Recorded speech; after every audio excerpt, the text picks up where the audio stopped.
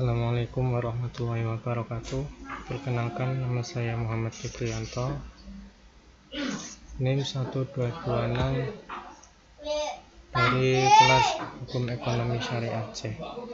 Pada kesempatan kali ini, di video ini saya akan mempresentasikan hasil diskusi dari kelompok kami, yaitu tentang fikih zakat.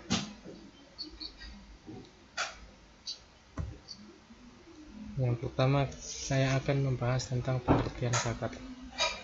Zakat secara etimologis berasal dari kata kerja zaka yasku yang berarti tumbuh, kesuburan, dan pensucian. Secara bahasa, zakat merupakan kata dasar atau masdar dari zaka yang berarti berkah, tumbuh, bersih, dan baik. Sesuatu itu zaka berarti tumbuh dan berkembang, dan seseorang itu zaka berarti orang itu baik. Jadi kesimpulannya, zakat merupakan suatu harta yang dikeluarkan oleh seseorang yang telah dikenakan kewajiban untuk mengeluarkannya kepada orang tertentu, 8 asnaf, karena perintah Allah Subhanahu wa Ta'ala, yakni sebagai rasa syukur atas nikmat Allah Subhanahu wa Ta'ala yang telah diberikan kepadanya, sehingga harta yang ia miliki akan menjadi berkah dan mempunyai keberkahan. Yang kedua, kita akan membahas tentang dasar-dasar hukum zakat. Yang pertama, dasar hukum zakat yang diambil dari Al-Quranul Karim, yaitu terdapat dalam surat Al-Baqarah ayat 43. Allah Subhanahu wa Ta'ala berfirman, wa aqimus sholata wa atuz zakah. Dirikanlah salat dan tunaikanlah zakat. Kemudian juga terdapat dalam Quran surat At-Taubah ayat 103 yang berbunyi, a'udzubillahi minasyaitonirrajim, bismillahirrahmanirrahim, khudh min amwalihim shadaqatan tutahhiruhum wa tuzakkihim, yang artinya adalah ambillah zakat dari sebagian harta mereka, dengan zakat itu kamu membersihkan dan menyucikan mereka. Kemudian dasar hukum zakat yang diambil dari hadis atau sabda Nabi Muhammad SAW, hadis riwayat Bukhari. Hadis tersebut yang berbunyi, dari Abu Hashim ibnu Makhlad dan dari Zakaria ibnu Ishaq, dari Yahya ibnu Abdullah ibnu Sofyan, dari Abi Ma'bad dari Ibnu Abbas radhiyallahu anhu berkata, sesungguhnya Nabi Muhammad SAW mengutus Mu'adz pergi ke Yaman. Beliau bersabda, innaka ta'ti qauman min ahlil kitab fad'uhum ila syahadati an la ilaha illallah wa anni rasulullah sallallahu alaihi wasallam, fa inhum ata'u lidzalika fa'alimhum annallaha aftarada alaihim khamsa shalawat fi kulli yaumin wa lailatin, fa inhum ata'u lidzalika fa'alimhum annallaha aftarada alaihi sadaqatan tu'khadu min aghniyaihim faturaddu fi fuqaraihim, fa inhum ata'u lidzalika fa iyyaka wa karaima amwalihim wattaqi da'wah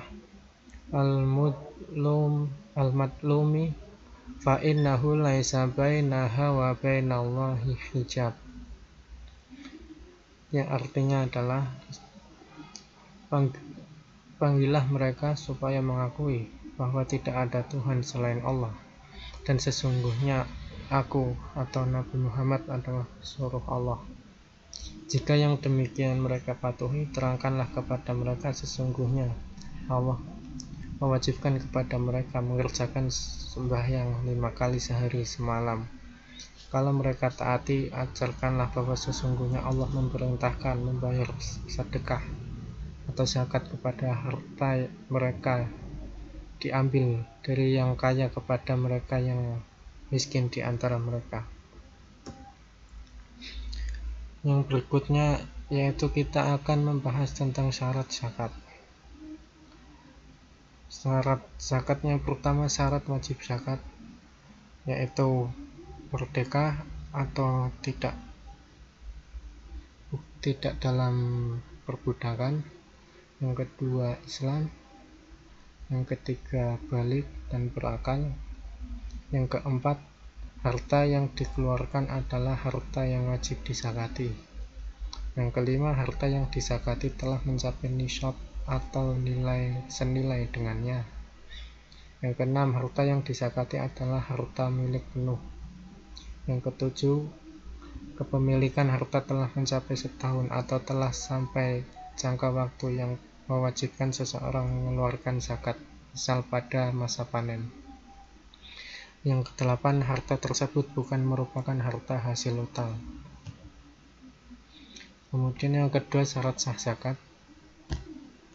Yang pertama adalah niat, dan yang kedua adalah tamlik. Niat ini para fuqaha atau para ahli hukum, para ahli fikih telah sepakat bahwa niat merupakan syarat pelaksanaan zakat.